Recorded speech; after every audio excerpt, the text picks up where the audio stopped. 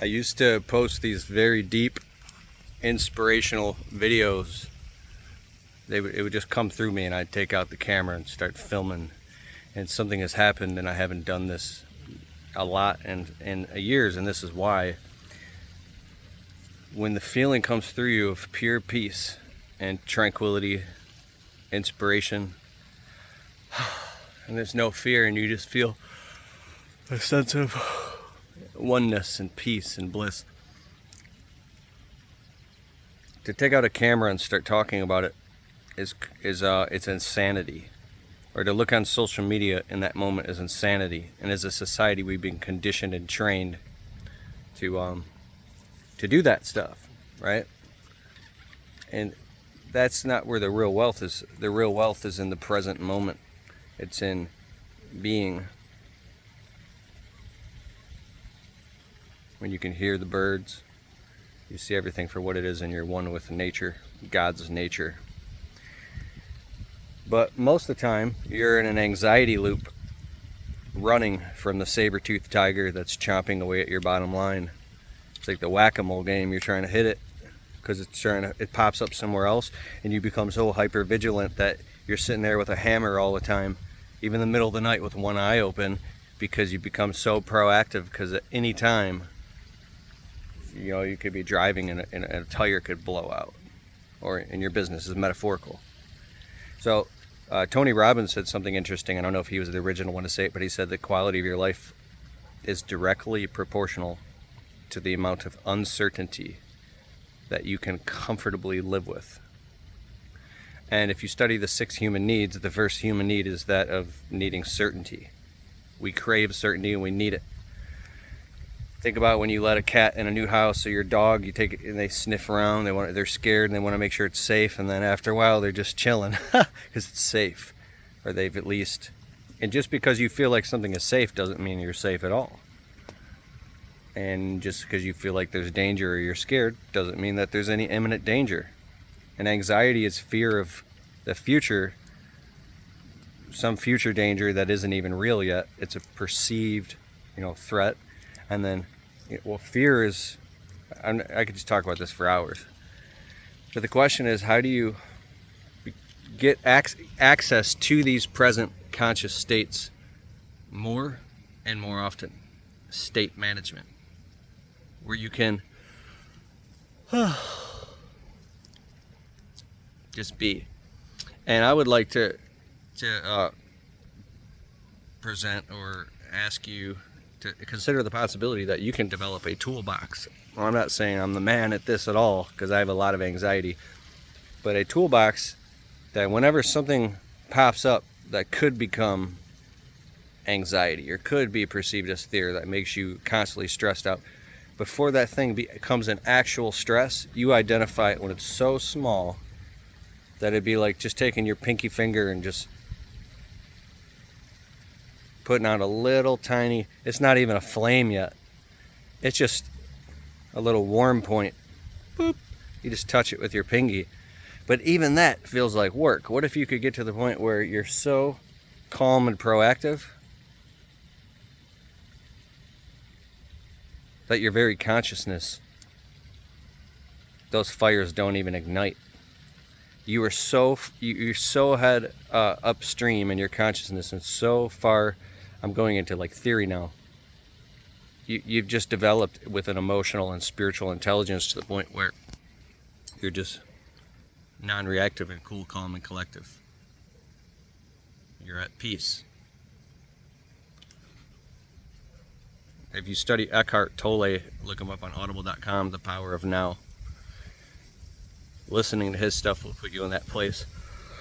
And he says it's really an 80% reduction in thought. That's what it is. An 80% reduction in thought. I have these moments where I'll just be in the middle of a conversation with somebody and I go, oh my God.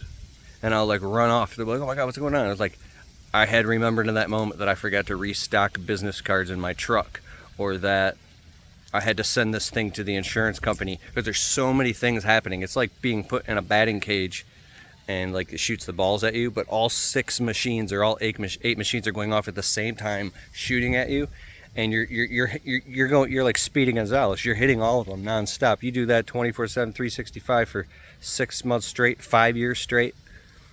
Sooner or later, you're going to drop a ball. I hear stories about people, and close people, becoming sick or ill or dealing with mental health problems because they're on the hamster wheel of death, basically what it is on this treadmill of feeling like you're fighting for your survival, because in a way you actually are. There's one more thing I want to point out.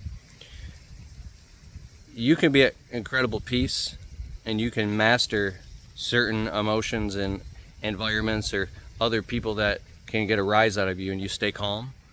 But then a certain specific, like 20 seconds ago, somebody somewhere in this neighborhood raised their voice. I don't know where it was, but the person had kind of a dramatic tone in their voice, and something just about the frequency of the vocal made my heart start racing and trigger my amygdala to go into fear, and it started pumping cortisol into my blood and caused a fight or flight mode. The simplest, just a stranger, I don't even know, somebody just raised their voice, and something about the sound, the frequency of the sound, it's like you're a freaking empath and you're having to deal with all this. So that's why, no wonder, well, I don't condone any of that, and I think I'm not saying people get into drugs and alcohol abuse or find ways. I think you should get into, climb some trees recreationally, safely, work out, do freaking, I don't know, yoga, make green drinks, meditate, pray. I don't know what the answer is, but a lot of people that struggle with not becoming successful, even though they want to be successful badly, is because they deal with physical and mental health issues that are stopping them. I talked to a guy yesterday who had 10 heart attacks in his life. And then he had panic attacks so bad that he couldn't work for months and months and months. And he was stuck in bed and couldn't even feed his family. And unfortunately, the world that we live in, people don't care about that type of stuff that I'm aware of.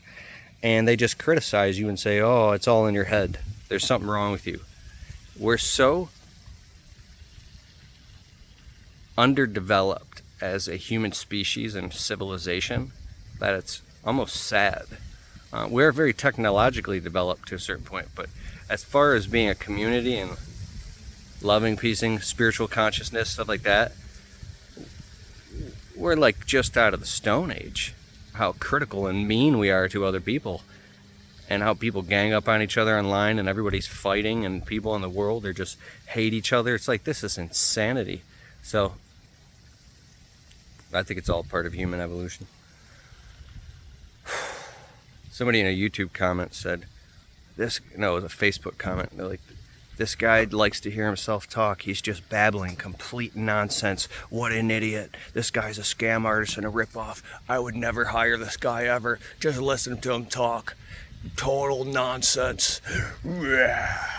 As he hops on his, I don't want to say, I would say his, because I like motorcycles, but I was going to say as he hops on a stupid motorcycle with no helmet.